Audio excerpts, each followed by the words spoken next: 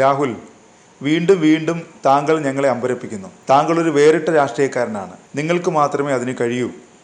രാഷ്ട്രീയത്തിൽ ഒരു ശുദ്ധികലശം ആവശ്യമാണ്. താങ്കളെപ്പോലെ ഒരു രാഷ്ട്രീയക്കാരന് മാത്രമേ അത് സാധിക്കൂ. ഇന്ത്യയിലെ രാഷ്ട്രീയ ചരിത്രത്തിൽ വളരെ അപൂർവമായി മാത്രം സംഭവിക്കുന്ന കാര്യം അതാണ് സംഭവിച്ചിരിക്കുന്നത്. അമേഠിയിൽ പരാജയപ്പെട്ട മുൻ കേന്ദ്രമന്ത്രി സ്മൃതി ഇറാനിക്കെതിരെ മോശം പരാമർശങ്ങൾ പാടില്ലെന്നാണ് പ്രതിപക്ഷ നേതാവ് രാഹുൽ ഗാന്ധി പ്രവർത്തകരോട് പറഞ്ഞിരിക്കുന്നത്.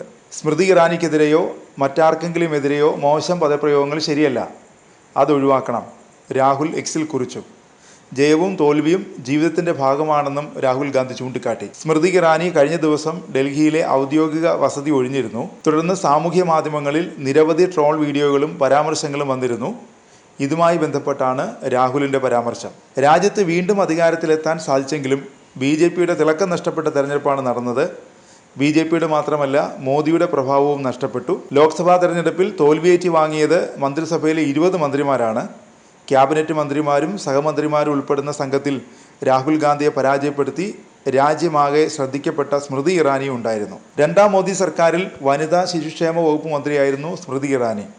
ഗാന്ധി കുടുംബത്തിൻ്റെ വിശ്വസ്തനായ കിഷോരി ലാൽ ശർമ്മയോട് 1,67,196 വോട്ടിൻ്റെ തോൽവിയാണ് സ്മൃതി ഏറ്റുവാങ്ങിയത്. തെരഞ്ഞെടുപ്പ് പ്രചാരണത്തിലുടനീളം രാഹുലിനെതിരെ രൂക്ഷ വിമർശനങ്ങളാണ് സ്മൃതി ഇറാനി ഉയർത്തിയത്. ഭീരു എന്നുപോലും രാഹുലിനെ സ്മൃതി ഇറാനി അധിക്ഷേപിച്ചിട്ടുണ്ട്. അതിനെല്ലാം മധുര പ്രതികാരമായിരുന്നു അമേഠിയിലെ പരാജയം. പുതിയൊരു മാതൃകയാണ് രാഹുൽ ഇപ്പോൾ ഉയർത്തിയിരിക്കുന്നത്.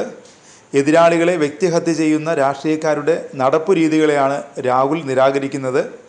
പപ്പു എന്നും കഴിവുകെട്ടയാളെന്നും വിളിച്ച് പ്രധാനമന്ത്രി നരേന്ദ്രമോദി ഉൾപ്പെടെയുള്ളവർ രാഹുലിനെ പരിഹസിച്ചിട്ടുണ്ട്. അതിനെല്ലാം തെരഞ്ഞെടുപ്പിലൂടെ രാഹുൽ പകരം വീട്ടി. ഇപ്പോഴിതാ മറ്റൊരു മധുര പ്രഹരമാണ് മോദിക്കും BJPക്കും സ്മൃതി ഇറാനിക്കും രാഹുൽ നൽകിയിരിക്കുന്നത്.